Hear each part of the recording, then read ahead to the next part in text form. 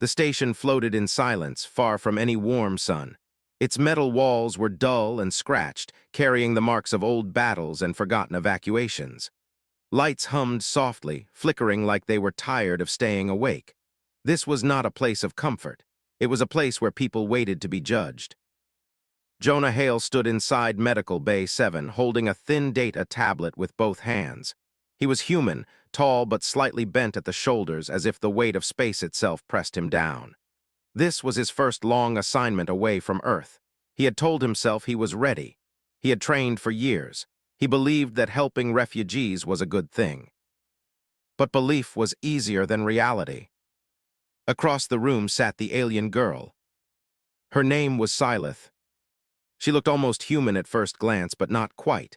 Her skin had a faint blue-gray color like dawn light on stone. Her hair fell straight and dark over her shoulders. Her eyes were silver, not bright, but dull with exhaustion. She sat very still on the examination bed, her hands folded tightly in her lap. Jonah noticed how carefully she held herself, like someone afraid that even breathing wrong might cause pain. The translator device hummed softly as she spoke. "Please," Syleth said. Her voice was quiet, not weak but controlled, as if she was holding something back with great effort. Jonah looked up from his tablet. "I'm sorry," he said. "What did you say?" She swallowed, her fingers pressed together harder. "Please," she repeated slower now, "do not raise my skirt." The words struck Jonah like a sudden cold wind. He froze. Medical protocol was clear, full physical inspection. All refugees passed through the same process. No exceptions. That was how safety was maintained. That was what he had been taught. "I need to complete the exam," Jonah said. He tried to sound calm, professional. "It's required." Syleth's eyes lowered to the floor. Her shoulders stiffened. "I understand rules," she said softly. "Rules have followed me all my life." There was something in her tone that made Jonah's chest tighten. He shifted his weight, suddenly unsure where to stand. "This won't take long," he said, though he was no longer certain who he was trying to comfort, her or himself. She shook her head once, just once, small, final. "You can check my arms, my back, my legs above the knee," she said, "but not there." The room felt smaller, the air felt heavier. Jonah glanced at the wall scanner. A yellow light blinked, counting down his remaining time. If he delayed too long, the system would flag the exam as incomplete. Another officer would be sent, someone less patient, someone who might not listen at all. "I don't want to hurt you," Jonah said. Syleth let out a breath that almost sounded like a laugh, but there was no humor in it. "Neither did the others," she replied. Jonah's hands began to shake. He curled them into fists to stop it. He had seen injured refugees before, burned scars, missing limbs, eyes replaced by glass. None of that prepared him for this moment. This was not a visible wound. This was fear that lived under cloth and memory. The timer beeped softly. Jonah made a decision. He stepped closer, moving slowly, giving her time to pull away if she chose. She did not move. She only turned her face to the side, staring at the blank wall. "I'm sorry," Jonah whispered again.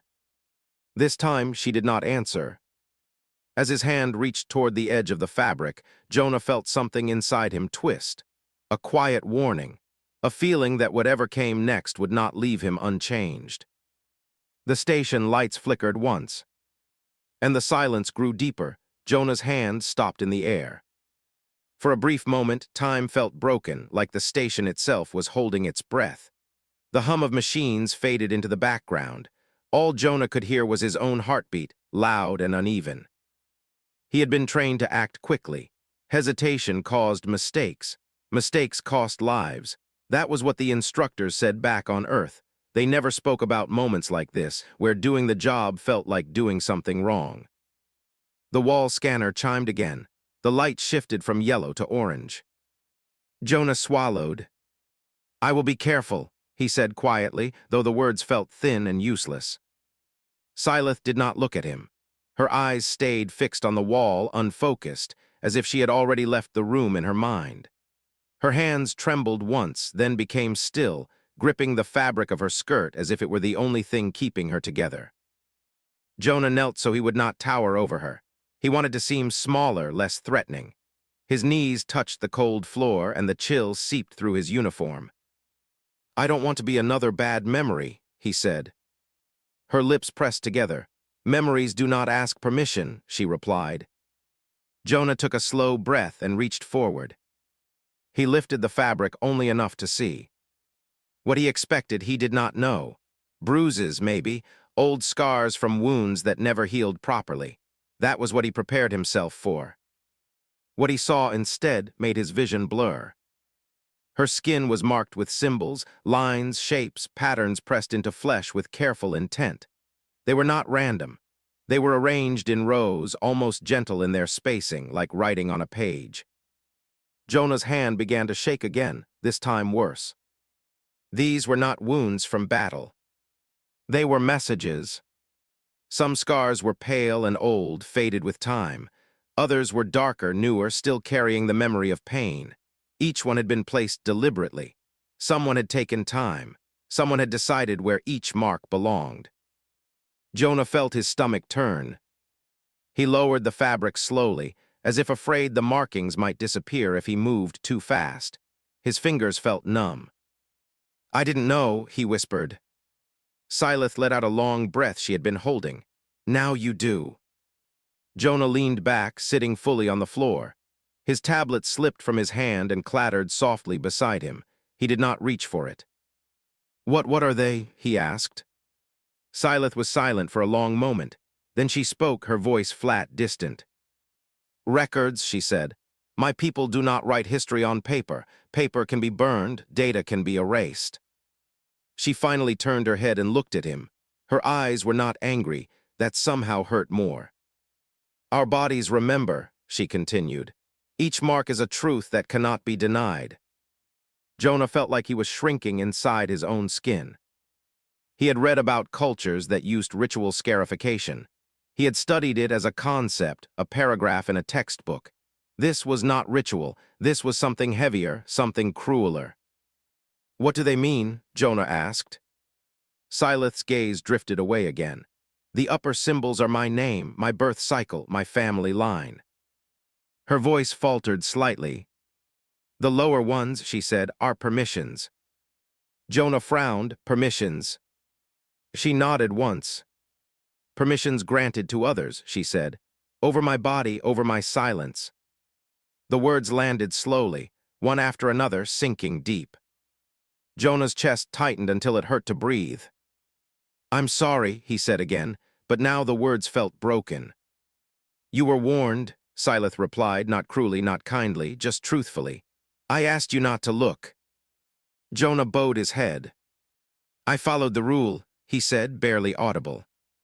"Yes," she answered, "they always do." The scanner chimed again. The light turned green. "Exam complete." Jonah did not stand right away. He stayed where he was, staring at the floor, knowing with quiet certainty that something inside him had cracked open. And it would never close again. Jonah did not file the report right away. The screen in front of him waited, blank and patient, asking for facts, numbers, summaries. Height, weight, condition, clearance level, simple things, safe things. He could not type. Syleth sat quietly on the medical bed, the fabric of her skirt smoothed back into place. To anyone else, she would look unchanged, calm, whole, but Jonah knew better now. He had seen the truth written beneath. "You said they were records," Jonah said at last. His voice was low, careful, like stepping through broken glass. "What kind of records?"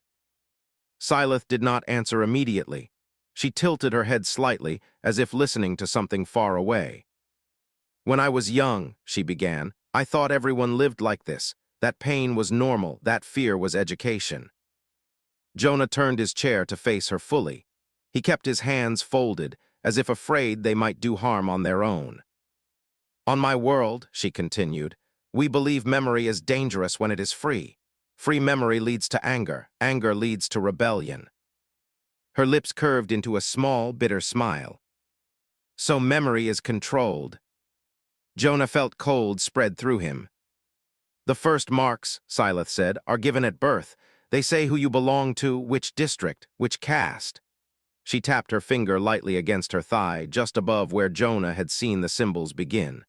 You grow up knowing your place because it is written on you. Jonah thought of Earth, of names chosen with love, of children wrapped in blankets, not rules. And the others, he asked, though part of him did not want the answer. Sileth's shoulders tightened. The others are added when something important happens, she said.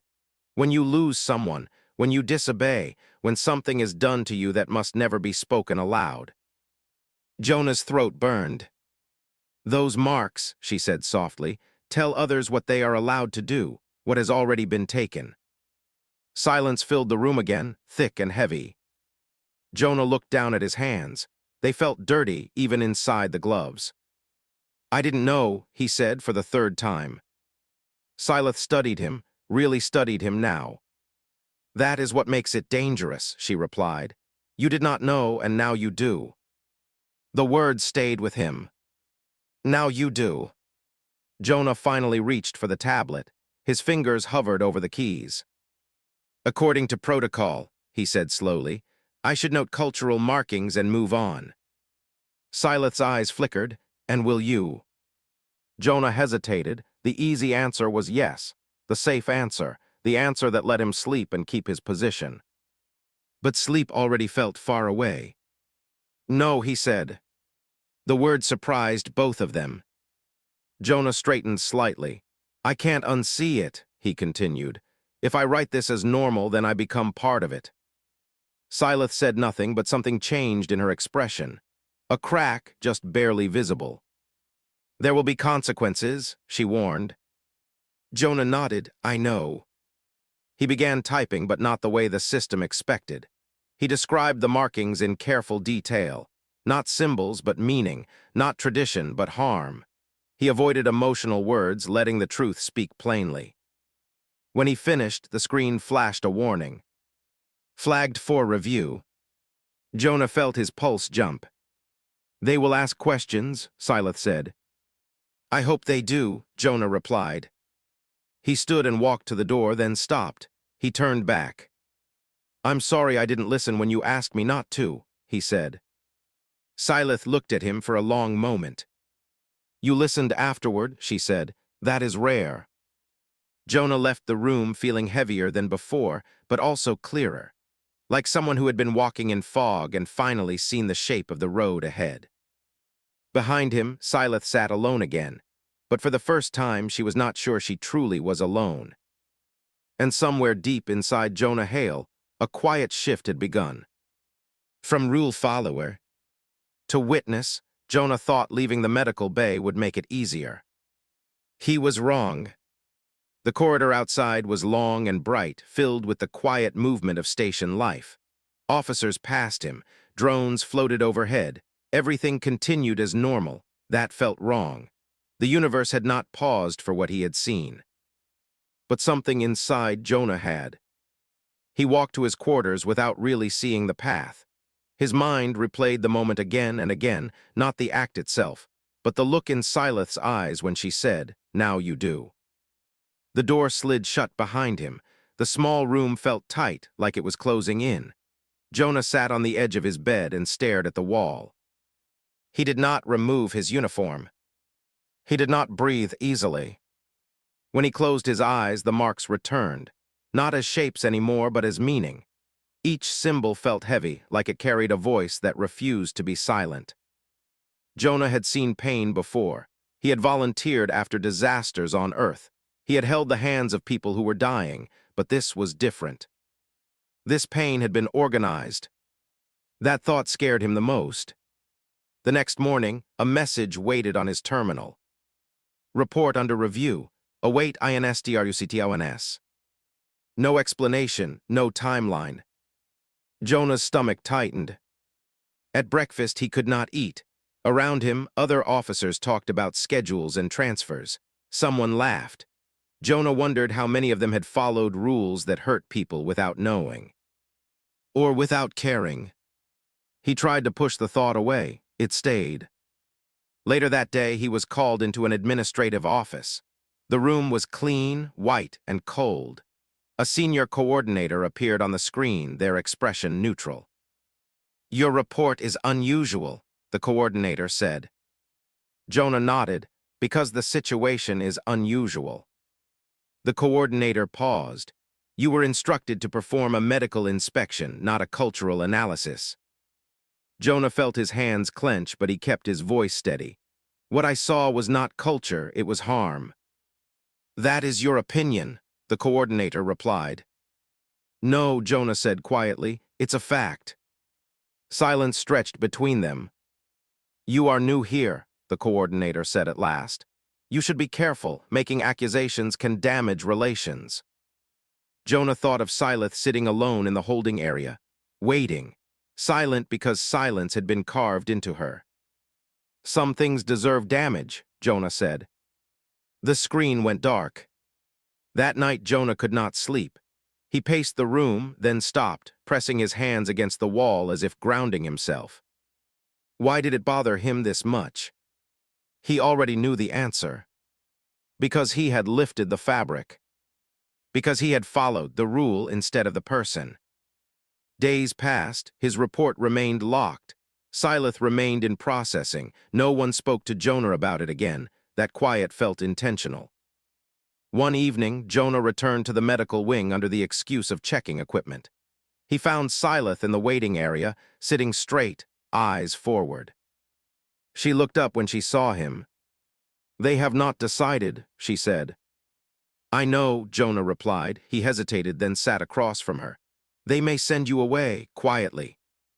She nodded. "That is how it usually ends." Jonah felt a sharp pain in his chest. "I don't want that." Silith studied him. "Wanting is dangerous," she said gently. "It makes disappointment deeper." Jonah looked down. "I keep thinking about what you said, about memory being controlled." "Yes," she said, "it is safer for those in power." Jonah lifted his head. "On Earth, we believe memory is a responsibility." Silith tilted her head. "Then why did you follow the rule?" The question was not an attack, it was honest. Jonah took a slow breath. "Because I was afraid of doing something wrong, afraid of consequences." Silith considered that, and now. "I'm still afraid," Jonah admitted, "but I'm more afraid of doing nothing." For the first time, Silith smiled. It was small, fragile, but real. "That fear," she said, "is how change begins." As Jonah left the medical wing that night, he understood something clearly. The marks on Silith's skin were not the only records. They were now written inside him, too. And no rule could erase them. Jonah stopped waiting. That was the first real change. For days, he had checked his terminal every morning, hopping for instructions that never came. The silence from administration was heavy, deliberate. It was meant to wear him down, to teach him patience, to teach him obedience. Instead, it taught him something else. Silence was a choice. Jonah sat alone in his quarters late one night, the station lights dimmed to artificial dusk. He replayed the report he had written, reading it slowly. Every sentence was careful, honest, cold in tone because he had believed that emotion would weaken it. Now he understood the mistake. Facts alone did not move people. People moved people. He opened a new, private channel, not official, not approved. A human network used mostly for personal messages and shared research. It was informal, messy, alive. His fingers hovered over the keys. If he sent this, there would be no going back. Jonah attached no images, no recordings, only words. He wrote about a refugee whose body carried laws written in scars. He wrote about permissions carved into skin. He wrote about a girl who asked not to be seen, not because she was hiding guilt, but because she was protecting others from truth. He did not name Silith. He did not name the species. He ended with one sentence. "I followed the rule, and that is what broke me." Jonah sent the message. At first, nothing happened. Then replies began to appear. Slowly, carefully. A doctor from Mars asked questions about the markings. A teacher from Earth asked how children were treated. A veteran wrote only 2 words, "I've seen this." Jonah answered every message. He slept very little. By the 3rd day, the conversation had grown beyond him. Others shared similar stories, not the same species, not the same place, but the same pattern. Pain explained as tradition, harm defended as order. Human anger, once awakened, did not burn fast. It burned deep. The first official response came a week later. Jonah was summoned again, this time not to a screen but to a physical chamber. Representatives from 3 systems were present. Their faces were calm, controlled. "You have overstepped," one of them said. Jonah stood straight, his hands no longer shook. "I told the truth," he replied. "You spread unverified claims," another said. "I shared my witness," Jonah answered. "There's a difference." They warned him about his career, about his future, about consequences. Jonah listened. Then he said, "You're afraid." That changed the room. "You're afraid because humans are asking questions," Jonah continued. "And humans don't stop once they start." One representative leaned forward. "You think your species has power here?" Jonah met their gaze. "No," he said, "we have something worse." "What?" they asked. Jonah's voice was quiet. "Memory." The meeting ended without resolution. Outside, Jonah exhaled deeply. He realized his fear was still there, but it no longer controlled him. That same day, Syleth was moved. Not to a colony, to a protected residence. When Jonah heard, he sat down hard, his legs weak with relief. He visited her that evening. The room was warmer than the holding area, softer lights, a small window that showed distant stars. "They are watching me," Syleth said. "They're listening to humans," Jonah replied. Syleth studied his face. "You changed something." Jonah shook his head. "I just spoke." "That is change," she said. For a long moment, neither of them spoke.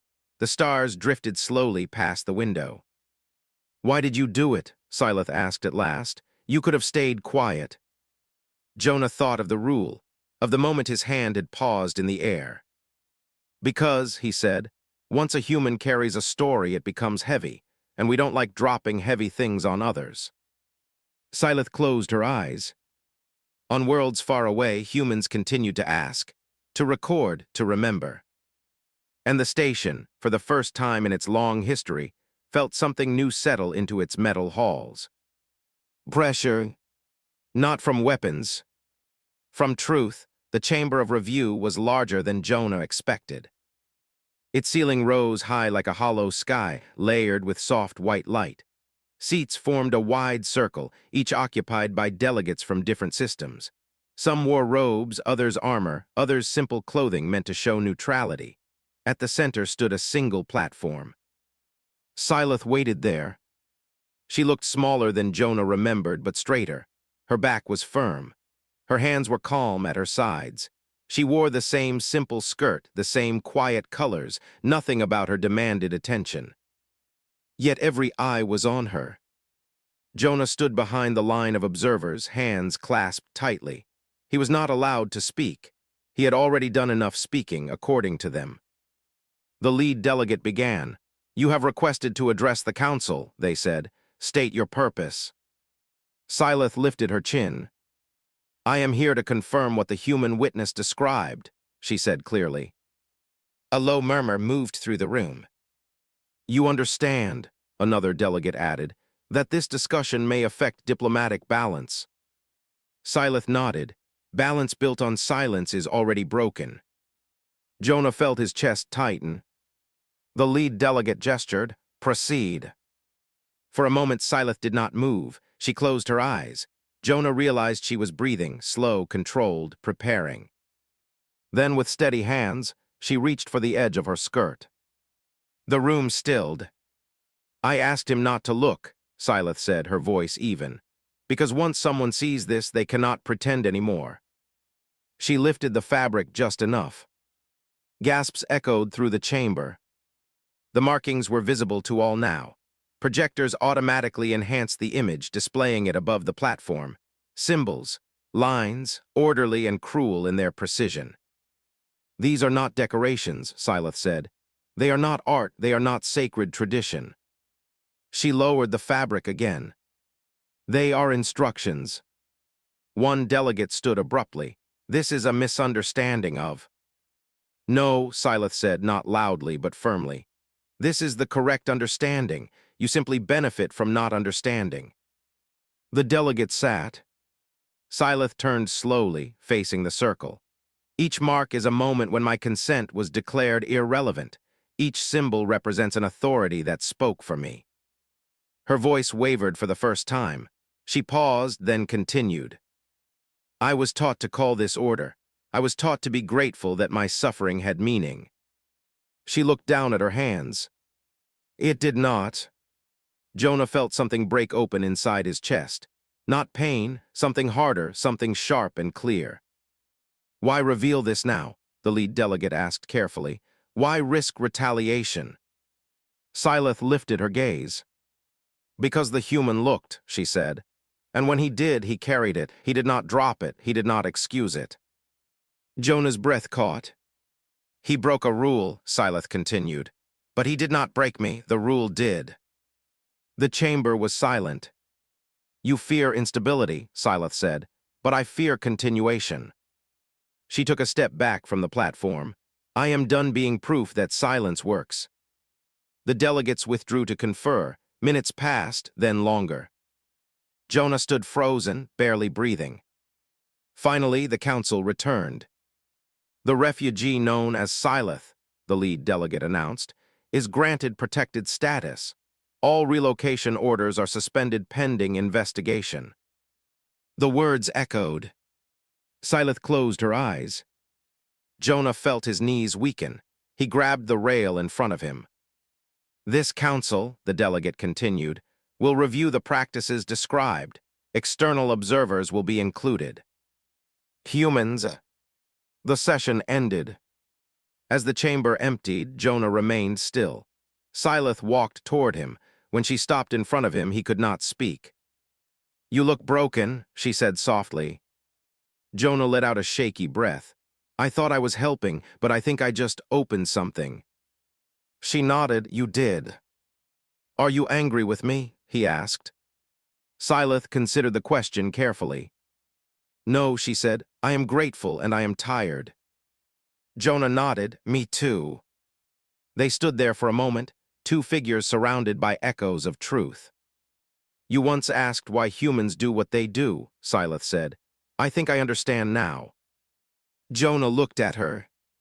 "You carry stories," she said, "even when they hurt, especially when they hurt." She turned to leave, then paused. "When you lifted the fabric," she added, "it broke you." Jonah swallowed. "Yes." Syleth looked back one last time. "Good," she said. "The world does not change unless something breaks first." And as she walked away, not hidden, not silent, Jonah knew she was right.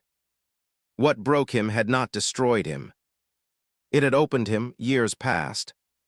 The station still floated in the same cold stretch of space, but Jonah Hale no longer walked its halls. His uniform hung folded in a storage case on Earth, untouched. He had not resigned in anger. He had simply chosen a different place to stand. Jonah now lived on a quiet blue world with wide skis and slow mornings. He taught history in a small learning hall built from glass and wood. Children sat in a half circle, some human, some not. Refugee families had settled here. This place believed in beginnings. Jonah stood before them with no weapon, no badge, no authority except memory. "Today," he said gently, "we are not studying wars or treaties." The children looked curious. "We are studying choices." He told them about rules, about why people make them, about how rules can protect, but also hide harm. He spoke slowly, choosing simple words, not because the children were weak, but because the truth did not need decoration. He told them about a girl from the stars. He did not describe her pain in detail. He did not need to. "She asked someone not to look," Jonah said, "and he looked anyway." A small hand lifted. Was that bad? A child asked. Jonah smiled sadly. Yes and no. The children leaned closer. It was bad because he did not listen, Jonah continued. But it mattered what he did after. What did he do? Another asked. Jonah paused. The room was quiet. He carried it, Jonah said. He let it change him. Far away, Scylla stood beneath a different sky. Her world had changed too, though not all at once. Investigations had spread, systems argued, some denied, some resisted, but silence no longer held. Scylla lived openly now. The markings on her skin were no longer hidden. Doctors offered removal. She refused. These are not my shame, she told them. They are evidence. She worked with others like her, those whose bodies carried truth. They spoke together, some cried, some raged, some simply stood and were seen. And that was enough to begin. On Earth, Jonah ended his lesson. The human in the story, he said, was not special because he was brave. A child frowned. Then why? Because he stayed, Jonah replied. Most people look away after they see something painful. Staying is harder. One child raised their hand. Did it hurt him? Jonah nodded. Yes, it broke something inside him. Isn't that bad? The child asked. Jonah looked out the window at the open sky. Sometimes, he said, what breaks is what kept us small. That night Jonah walked alone along the shore. Waves rolled in gently, endless and patient. He thought of the first time he had lifted his hand, how heavy it had felt, how wrong. He still carried guilt, that never fully left. But guilt had changed shape. It had become responsibility. A message arrived on his device, a simple one. Scylla, they passed the protection charter today. It will help many. Jonah closed his eyes. A breath he had been holding for years finally left him. He typed back, I'm glad. A pause. Scylla, do you still think about it? Jonah looked at the waves. Every day, he replied. Another pause. Scylla, good. So do I. That is how we make sure it does not happen again. Jonah smiled. Above them, stars burned quietly, indifferent yet constant. The universe had not become kinder, but it had become more honest. And that was because one human followed a rule, then chose to break it. Not with violence, but with witness. And sometimes, that is the most human thing of all. Zend.